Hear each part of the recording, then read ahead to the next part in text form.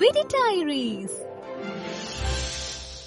வள்ளியூர் என்ற ஒரு அழகான கிராமம் இருந்தது. அந்த கிராமம் முழுக்க பச்சை பசேல்னு வயல்வெளிகள் பறந்து கிடந்தது. காலை சூரியன் உதிக்கும் நேரத்திலேயே அந்த ஊர்ல இருந்த மக்கள் எல்லாரும் வயலுக்கு போய் வேலை செய்ய ஆரம்பிச்சிடுவாங்க. அவர்களோட வாழ்க்கை உழைப்பும் நேர்மையும் தான். அந்த கிராமத்தோட ஓரமா ஒரு சிறிய குடிசை வீட்டில் முருகன் என்ற இளைஞன் அவன் மனைவி காயத்ரியோட வாழ்ந்தான். அவர்களோட கூட முருகனோட அம்மா மீனாட்சி மற்றும் அப்பா ராமசாமியும் இருந்தாங்க. அந்த குடும்பம் ரொம்ப ஏழை. தினமும் வயலுக்கு போய் வேலை செஞ்சாதான் அன்றைக்கு சாப்பாடு கிடைக்கும். ஆனா அவங்க மனசு மட்டும் ரொம்ப பெரியது. அந்த கிராமத்துல ஒரு பிரபலமான பிரியாணி கடை இருந்தது. அந்த கடை பெயர் சுவை ராஜா பிரியாணி.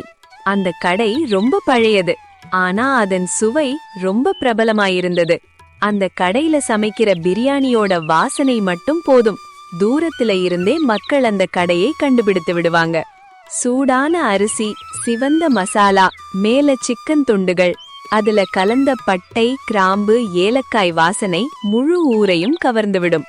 ஆனா ஒரு பெரிய பிரச்சனை இருந்தது. அந்த பிரியாணி ரொம்ப விலை உயர்ந்தது. ஒரு பிளேட் 400 ரூபாய். ஏழைகளுக்கு அது கனவுல கூட கிடைக்காத சாப்பாடு.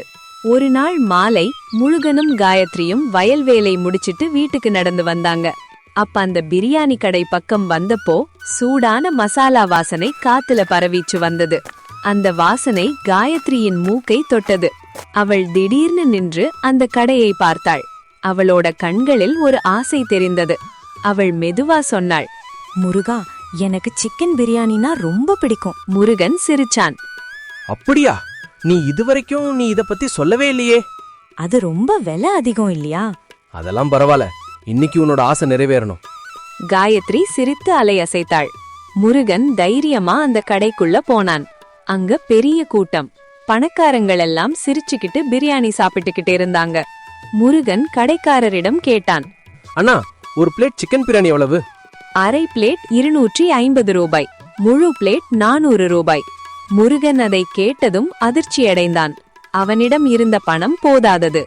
அங்க இருந்த சிலர் அவனை பார்த்து சிரிச்சாங்க. வெட்கப்பட்ட முருகன் அமைதியா வெளியே வந்தான். வெளியே காயத்ரி காத்திருந்தாள். பிரியாணி வாங்கலையா முருகா?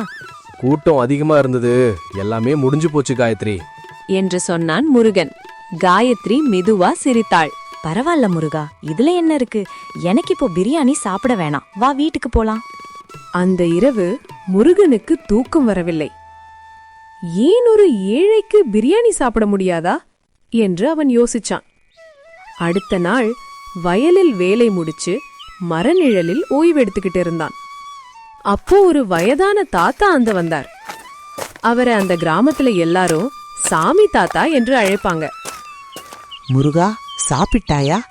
இல்ல தாத்தா, நான் இன்னைக்கு பிரியாணி சமைச்சு கொண்டு வந்திருக்கேன், நீ கொஞ்சம் சாப்பிடு.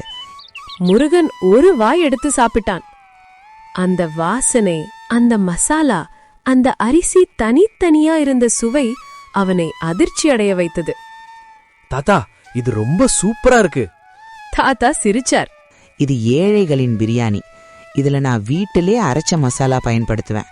மிளகாய், பட்டை, கிராம்பு, ஏலக்காய், ஜீரகம் எல்லாம் வறுத்து அரைச்ச மசாலா. அதுக்குள்ள கொஞ்சம் தயிர், 5 சிக்கன் துண்டுகள் மற்றும் உருளைக்கிழங்கு அதிகமா சேர்த்து புதினா, கொத்தமல்லி, வெங்காயம், அப்புறம் மெதுவா தம் போட்டா வாசனை அரிசிக்குள்ளே ஊறிடும். தாத்தா, இத எனக்கு கத்து கொடுப்பீங்களா?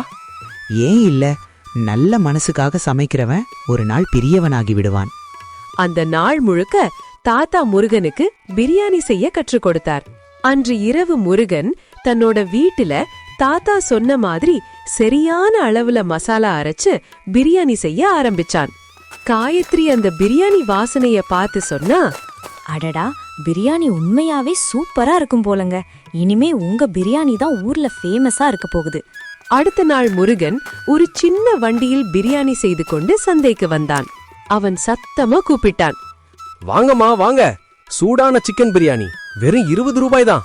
ஒரு தடவை சாப்பிட்டா திரும்ப திரும்ப வாங்கி சாப்பிடுவீங்க. மக்கள் ஆச்சரியப்பட்டாங்க. மக்கள் அங்கு வந்து 20 ரூபாய்க்கு சிக்கன் பிரியாணியா? பொய் சொல்லாத. 20 ரூபாய்க்கு யாராலையும் பிரியாணி செய்ய முடியாது அப்படியே நீ செஞ்சிருந்தாலும் சுவை நல்லா இருக்காதுன்னு சொன்னாங்க. அப்போ அந்த கூட்டத்துல இருந்த ஒரு ஏழை தாத்தா மட்டும் அங்கு வந்த ஒரு பிளேட் பிரியாணி கேட்டாரு. அத சாப்பிட்ட உடனே அவருடைய கண்கள் பிரகாசித்தது. அடடா, இது ரொம்ப ருசியா இருக்கு. சில நிமிடங்களில் பெரிய கூட்டம், எல்லோரும் வந்து 2 பிளேட் வாங்க ஆரம்பிச்சாங்க. அந்த நாளிலிருந்து முருகனின் கடை ரொம்ப பிரபலமானது. நாட்கள் அப்படியே கழிந்தன. முருகன் பக்கத்து கிராமத்துக்கும் பிரியாணி விற்க ஆரம்பிச்சான். அப்படி ஒரு நாள் அந்த ஊரின் கிராம பஞ்சாயத்து தலைவர் முருகனிடம் வந்து, முருகா, உன்னோட பிரியாணி இந்த ஊர்ல ரொம்ப ஃபேமஸா இருக்கு. ஆனா நீ உண்மையிலேயே சுவை ராஜாவை மிஞ்சுகிறாயா என்பதை நான் சோதிக்கணும். அதனால நான் ஒரு போட்டி வைக்கலான்னு இருக்கேன்.